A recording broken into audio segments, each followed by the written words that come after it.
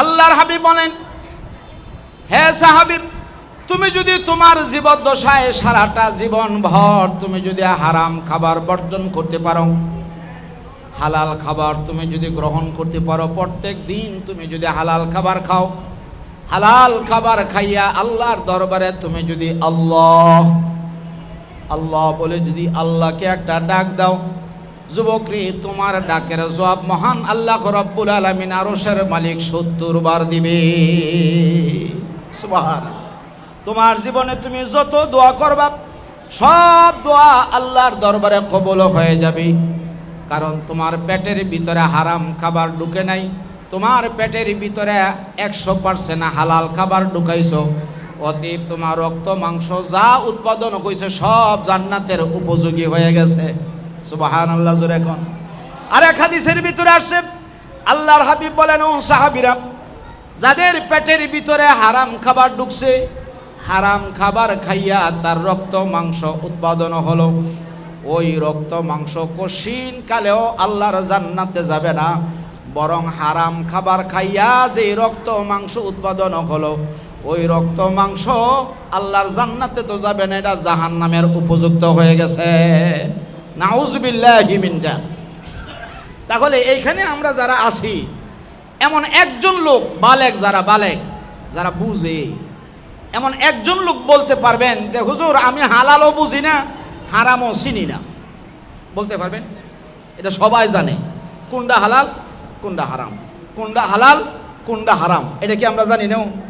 এই মিয়া জানি না?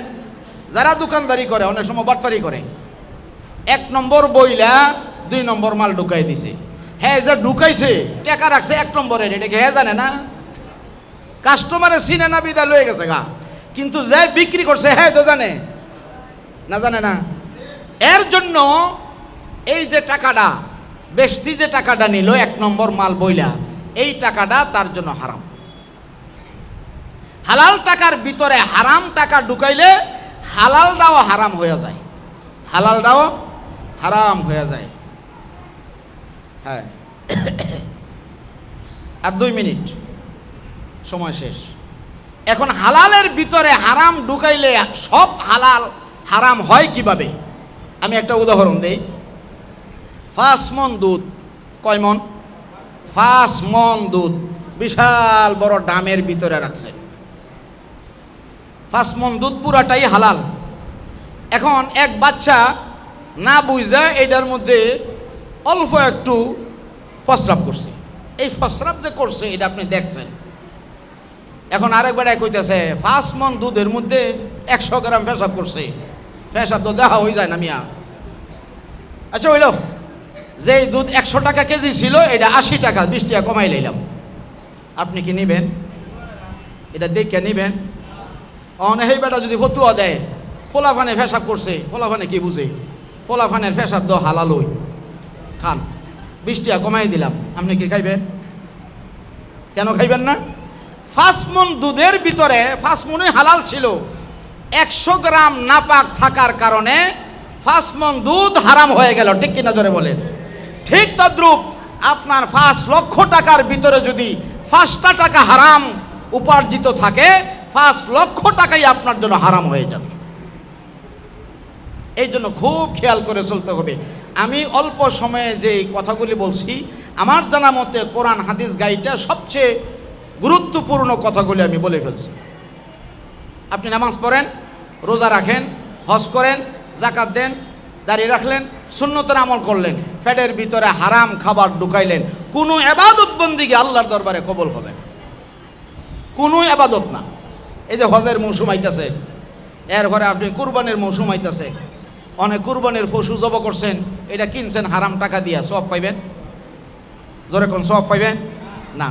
আর হালাল টাকা দিয়া যদি একটা বকরিও জব করেন, আল্লাহ রাসূল বলেন এই হালাল টাকা দিয়া জব করার কারণে এই বকরির পা থেকে শুরু করে মাথা পর্যন্ত যতগুলি পশম আছে, প্রত্যেকটা পশমের বিনিময়ে একটা করে সওয়াব তুমি পাইবা। সুবহানাল্লাহ জোরে কোন। কতগুলি পশম গুণা কি শেষ করুন যাইব? এই জন্য ভাই আমি সর্বশেষ কথাটা হলো আপনাদের কাছে আকুল আবেদন, আমরা যা কিছু ভক্ষণ করব, যা কিছু পান করব, যা কিছু কামাই করব, এটা যেন হালাল হয়। এই হালাল খাবার খাইয়া নিজে খাইবেন, আপনার সন্তানকে খাওয়াইবেন, খাওয়াইয়া মাদ্রাসায় পড়াইবেন। এই ছেলে আলেম হবে, এই ছেলে কোরআনের হাফেজ হবে, এই ছেলে মা বাবাকে খাওয়াইব। কারণ হালাল খাবার খাইয়া এই ছেলেটা মানুষ হয়েছে। কথাটা বুঝাইতে পারছি? আর হারাম খাবার দিয়া বেতন দিছেন, হারাম খাবার দিয়া হারাম টাকা দিয়া হারে খাওয়াইছেন, বোর্ডিংও খাওয়াইছেন, তাহলে এই ছেলে আমার মনে হয় না হাফেজ হইব। হাফেজ হইল আপনার ভবিষ্যতে বাটটাত খাওয়াইব, যে কোনো গ্যারান্টি নাই। কারণ আপনিও হারাম খাইছেন, হ্যাঁ হারাম খাওয়াইছেন। অতএব এই ছোট্ট কথাগুলো আমি সহ আমরা যারা শুনছি, আমাদের সবাইকে, মা বোন সহ সবাইকে আমল করার তৌফিক দিন। আমরা সবাই বলি আল্লাহুম্মা আমিন। পরিশেষে আমি আপনাদেরকে উদারত আহ্বান জানাবো, এই মাদ্রাসার জন্য আপনারা অন্তরের অন্তরস্থল থেকে একটু দোয়া করবেন, আল্লাহ যেন এই মাদ্রাসাকে কবুল করেন। আমরা সবাই বলি আল্লাহুম্মা আমিন। এই মাদ্রাসার ছাত্রদেরকে আল্লাহ যেন কবুল করেন। আমরা সবাই বলি আল্লাহুম্মা আমিন। যিনি মুহতামিম হুজুর আতিকুল্লাহ হুজুর, ওনাকে যেন হায়াতের মধ্যে আল্লাহ বরকত দেন।